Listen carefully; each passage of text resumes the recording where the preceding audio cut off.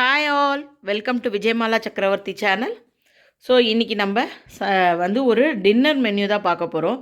இது ஒன்றுமே இல்லை, இது ஜஸ்ட் ஒரு தோசை, இட்லி, ஈவன் சாதத்துக்கு கூட இந்த ஐட்டத்தை நம்ம போட்டு சாப்பிட்லாம். இது ஒரு டைப் ஆஃப் இந்த பேச்சுலர் ஸ்டூடெண்ட்ஸ் இவங்களுக்கெல்லாம் ஈஸியாக பண்ணக்கூடிய ஒரு சைட் டிஷ் பண்ணி காட்டுறேன். இந்த பேச்சுலர் சாம்பாருக்கு தேவையான இன்க்ரீடியன்ட்ஸ் பார்த்திங்கனாக்கா, ஒரு 3 தக்காளி எடுத்திருக்கேன். சின்னதாக இருந்ததுனால 3 வெங்காயம் எடுத்திருக்கேன். ஒரு 2 பல்லு பூண்டு, ஒரு 2 டேபிள் ஸ்பூன் பொட்டுக்கடலை எடுத்திருக்கேன். ஸோ மிச்சதெல்லாம் நான் அப்படியே செய்யறச்ச காமிக்கிறேன். இதை எப்படி பண்ணுறதுன்னு பார்க்கலாம் வாங்க. ஃபஸ்ட்டு நம்ம கொஞ்சம் அரைச்சிக்கிறதுக்கு இந்த 2 டேபிள் ஸ்பூன் பொட்டுக்கடலை, அதுக்கப்புறமா இந்த 3 பல்லு பூண்டு எடுத்து வச்சுருக்கேன்ல அதையும் போட்டுக்கலாம். அதுக்கப்புறமா ஒரு 2 தக்காளியை சீட்ஸ் எல்லாம் எடுத்து வச்சுருக்கேன். ஸோ இதையும் போட்டு நம்ம நல்லா அரைச்சி எடுத்துக்கலாம். இப்போ நம்ம வாணலியில் எண்ணெயை குத்திக்கலாம். நான் கடலெண்ணெய் தான் யூஸ் பண்ணியிருக்கேன். கொஞ்சம் எண்ணெய் சுட்டதுக்கப்புறமா நம்ம கடுகு ஜீரகமும் போட்டு தாளிக்கலாம். இப்போ நம்ம லேசாக எண்ணெய் சுட ஆரம்பிச்செடுத்து இப்போ 1 டீஸ்பூன் கடுகும் ஒரு 3/4 டீஸ்பூன் ஜீரகமும் போட்டுக்கலாம்.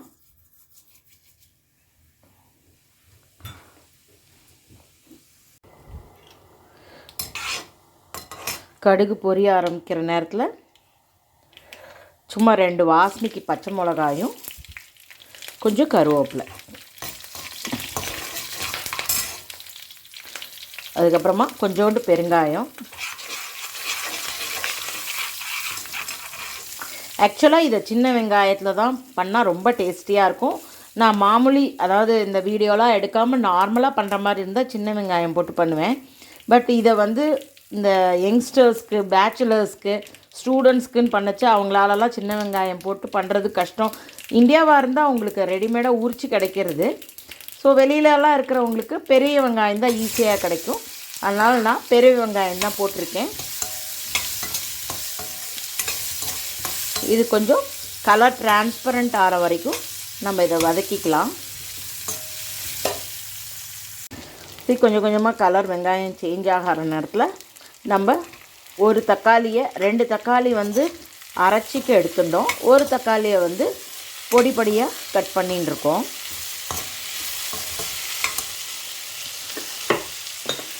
இதுக்குண்டான உப்பை போட்டுடலாம். நம்ம இதுக்கு புளி, அப்புறமா பருப்பு வேக வச்சுக்கணும், இந்த மாதிரி எதுவுமே கிடையாது.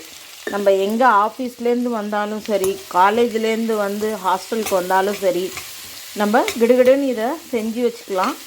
ப்ளஸ் இதை நம்ம ராத்திரி தொட்டுக்கிறதுக்கு யூஸ் பண்ணிட்டு கொஞ்சம் மீந்தாக்கா மறுநாள் காத்தால் சாதத்தோடு கூட சாப்பிட்டா நல்லா தான் இருக்கும். உப்பு போட்டு கொஞ்சம் நேரம் வதங்கட்டும். உப்பு போட்ட உடனே கலர் நல்லா வெங்காயம் வந்து கொஞ்சம் கொஞ்சமாக கண்ணாடி பதம் வந்துடுத்து. நம்ம இப்போ ஒரு 1/2 டீஸ்பூன் மஞ்சள் பொடி போட்டுக்கலாம்.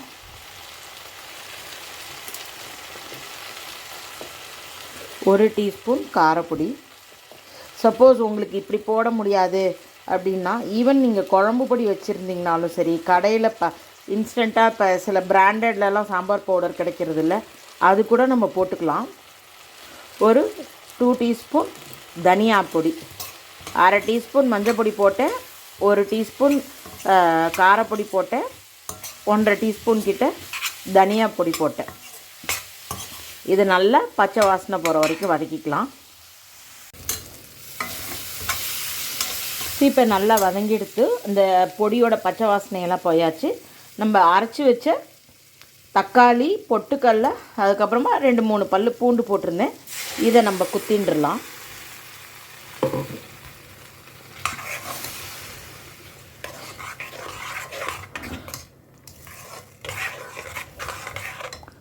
இந்த மிக்ஸி பாத்திரத்துலேயும் கொஞ்சோண்டு ஜலத்தை குத்தி இது பண்ணிடலாம். இருங்கோ, இந்த பாத்திரத்தை அலம்பி அந்த இதுலேயும் ஜலத்தை குத்தின்றலாம். எதுக்குனாக்கா, இது நம்ம பொட்டுக்கடலை போட்டிருக்கிறது வந்து இந்த பருப்பு போட்ட எஃபெக்டை கொடுக்கும். அட் த சேம் டைம் பொட்டுக்கடலை அரைச்சி விடுறதுனால குழம்பு திக்காக போயிடும். ஸோ நீங்கள் கொஞ்சம் ஜலம் ஊற்றிண்டிங்கனாக்கா தொட்டு சாப்பிட்றதுக்கு, பிசைஞ்சு சாப்பிட்றதுக்கெலாம் கரெக்டான பதமாக இருக்கும். இந்த ஸ்டேஜில் நீங்கள் உப்பு இதெல்லாம் கொஞ்சம் பார்த்துக்கோங்க. இப்போ வந்து அந்த அரைச்சி விட்ட தக்காளி வந்து பச்சை தக்காளி.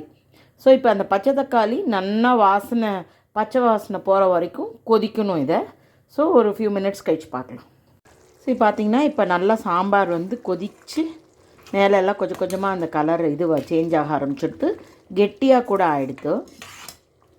ஸோ நம்மக்கிட்ட கொத்தமல்லி தழை என்ன இருக்கோ அதை நம்ம போட்டுக்கலாம்.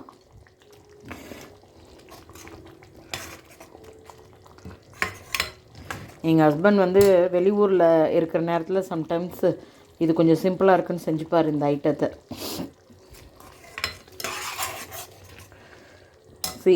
அஃப்கோர்ஸ் பேச்சுலர் ஐட்டம்ன்றது வந்து என்ன மினிமலாக பண்ணி சாப்பிட முடியுமோ அப்படி தான் இருக்கும் டேஸ்ட்டு. நம்ம வந்து ட்ரெடிஷ்னலாக வெரி குக்கிங் ஸ்பெஷலிஸ்ட்லாம் பண்ணுறதுன்னுச்சா அது ஒரு டிஃப்ரெண்ட்டான டேஸ்ட்டில் இருக்கும். இதுவும் நல்லாயிருக்கும். எல்லாருமே ஒரு தடவை ட்ரை பண்ணி பாருங்கள். பசங்களாம் நீங்களாம் இதை ட்ரை பண்ணி பாருங்கள், உங்களுக்கு யூஸ்ஃபுல்லாக இருக்கும் நான் நம்புகிறேன்.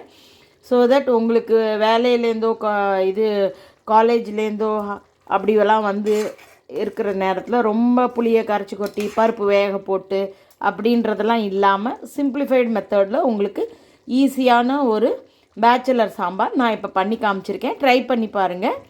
ஸோ இதுக்கு நம்ம இப்போ தோசை வார்த்தை எடுத்துக்கலாம். தொட்டுக்கிறதுக்கு இந்த சாம்பாரை யூஸ் பண்ணிக்கலாம். இப்போ நமக்கு இந்த பேச்சுலர் சாம்பார் ரெடி. ஆஃப் பண்ணிடலாம் இதை. இப்போ கல் சுட்டுடுத்து நம்ம தோசை வார்த்துக்கலாம்.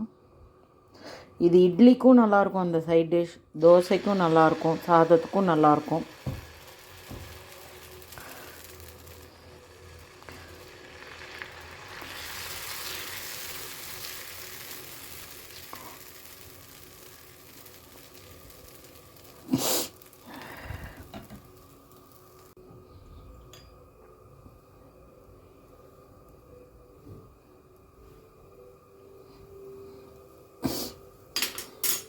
பொதுவாக நான் வந்து தோசைன்னா நல்லெண்ணெயில் தான் வைப்பேன்.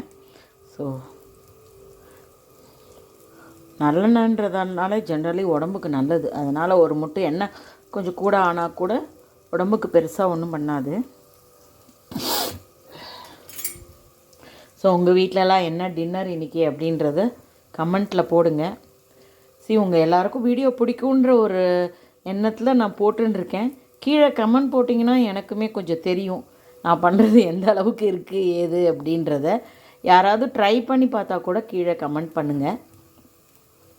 ஒருவேளை எனக்கு ஏதாவது நீங்கள் சஜஷன் சொல்கிறதா இருந்தாலும் ஏதாவது மென்யூஸ் வேணும் அப்படின்னாக்கா, சம்டைம்ஸு சமைக்கிறது ஈஸி, என்ன செய்யறதுன்றது யோசிக்கிறது தான் உலகத்துலேயே ரொம்ப டஃபஸ்ட்டு ஜாபாக நான் நினைப்பேன்.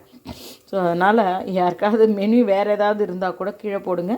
பட் ஒன்லி பியூர் வெஜ் தான், வேறு எதுவும் கிடையாது.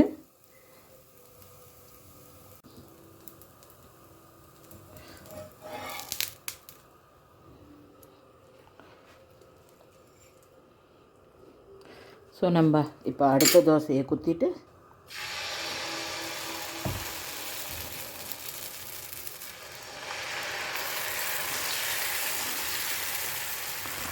சம்டைம்ஸ் இந்த தோசைக்கல் ஒரு சைடாகவே ஹீட் பற்றிக்கிறது என்ன ரீசன்னே தெரியல. இப்போ நம்ம எண்ணெய் குத்திக்கலாம்.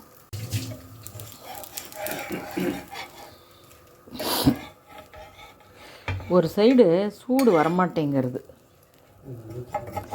என்ன ரீசன்னே தெரில.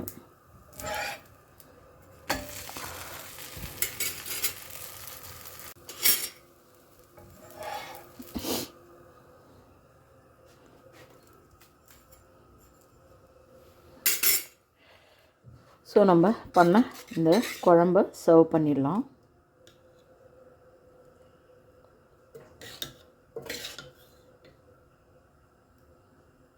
ஸோ இப்போ நம்ம பொட்டுக்கல்லை போட்டதுனால நீங்கள் பார்த்தீங்கன்னாக்கா குழம்பு நல்லா கெட்டியாகிடுது.